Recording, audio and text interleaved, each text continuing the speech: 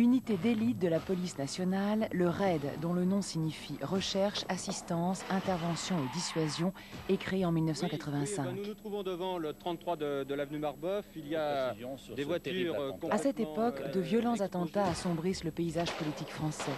Le ministère de l'Intérieur, garant de la sécurité des citoyens et des institutions, s'engage résolument dans la lutte antiterroriste et décide de réunir dans un même groupe des hommes particulièrement motivés pour servir la République.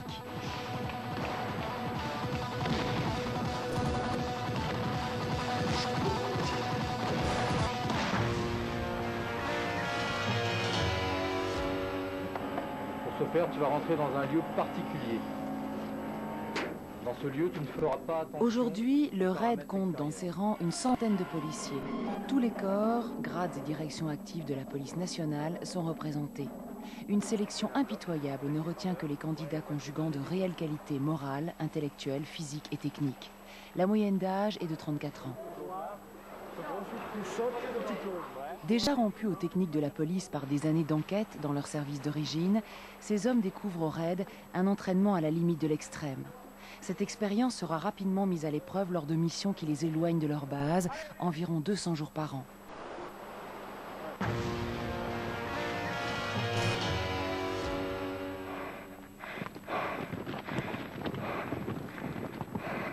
Avec 2 commissaires à sa tête, le RAID est directement placé sous l'autorité du directeur général de la police nationale. On y trouve 3 sections distinctes. La première comprend 5 groupes ayant la même proportion de spécialistes en sport de combat, tireurs d'élite, spécialistes en varap, plongeurs ou artificiers. La seconde section intègre la formation continue, le groupe technique, l'armurerie, la recherche de l'information et les sélections des futurs membres de l'unité. La troisième section, plus récente, est constituée d'une équipe pluridisciplinaire rompue aux techniques de négociation et gestion de crise.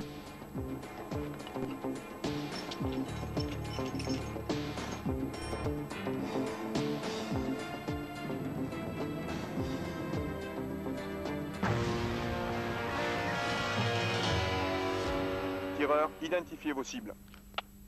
1 prêt. 2 prêt. 3 prêt. 4 prêt. Oui.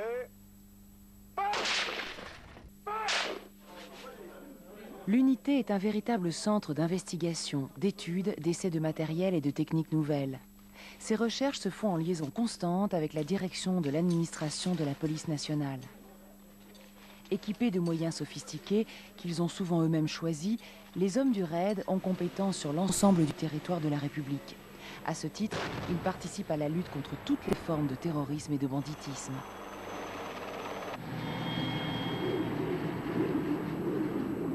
Tous volontaires, ils sont conscients d'exercer un métier passionnant, d'où la notion de surhomme doit être soigneusement exclue.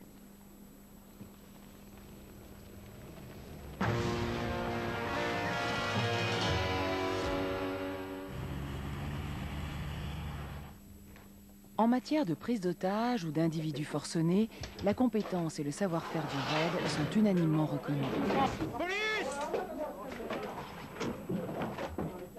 Si l'intervention brutale s'impose parfois, l'appropriation des lieux, l'attente, la négociation avec la personne, sa famille, ses voisins, peuvent contribuer à désamorcer les situations les plus compromises.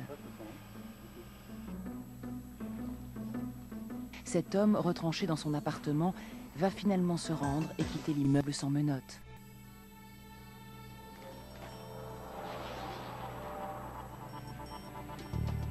Lorsque la négociation échoue, l'unité prend en compte tous les paramètres existants pour intervenir. Dans un pavillon, une femme est prise en otage. Les exercices de nuit maintes et maintes fois répétés vont enfin payer.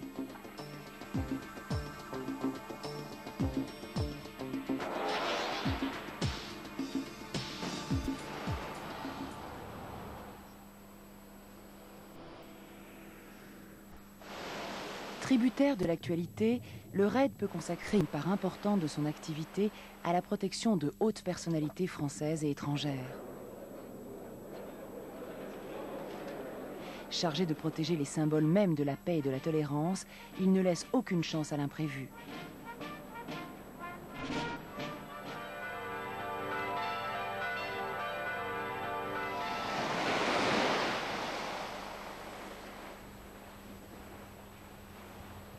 Chaque homme ambitionne d'être le meilleur dans sa partie. Face à l'évolution du grand banditisme, les groupes du raid ne sont plus constitués que de spécialistes de haut niveau. En métropole, comme dans les départements d'outre-mer, comme ici au large de la Martinique, le raid démontre sa capacité à lutter contre les trafics internationaux de stupéfiants.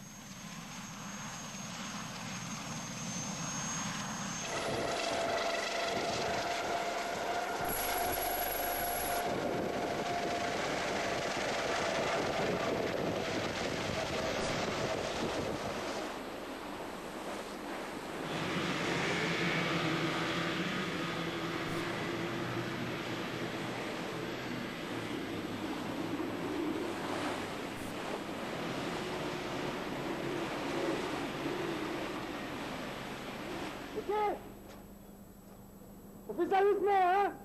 Rentre là-dedans, toi.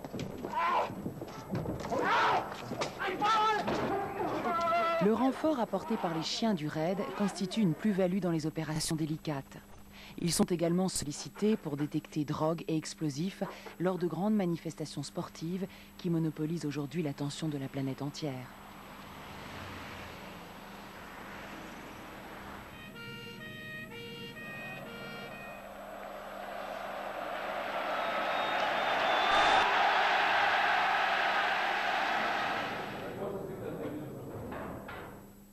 Des exercices s'effectuent régulièrement dans des installations considérées comme sensibles. Aucune porte ne doit entraver la progression de ces hommes dans la recherche de l'efficacité.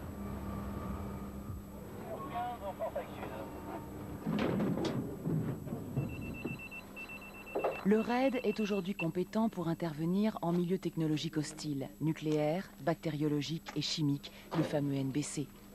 Faites attention, on se rendra pas.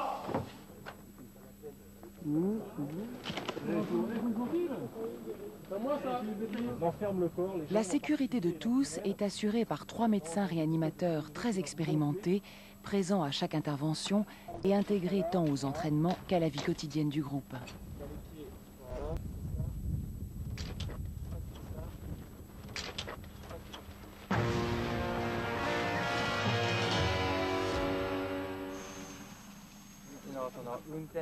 La coopération internationale, et notamment la formation de policiers étrangers, joue aujourd'hui un rôle primordial.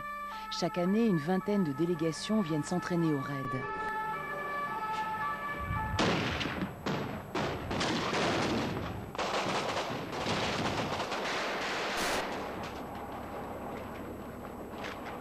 y en a un qui reste en protection, c'est les gars sortis là.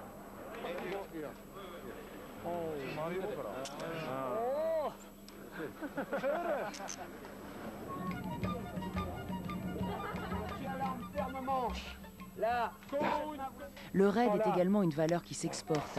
Dès lors, il affiche une maîtrise et une maturité qui suscitent le respect de l'ensemble des policiers du monde entier. Là.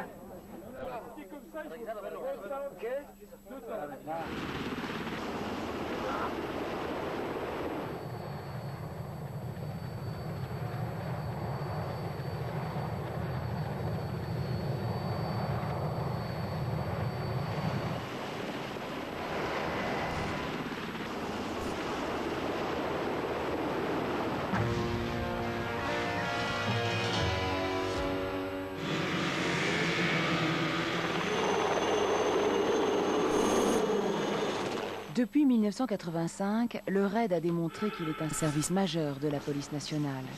Sa vocation d'assistance se pérennise en France comme à l'étranger. Souvent dans l'ombre, parfois sous les feux de l'actualité, les hommes du raid mènent une lutte sans merci contre toutes les menaces majeures qui pourraient déstabiliser notre pays.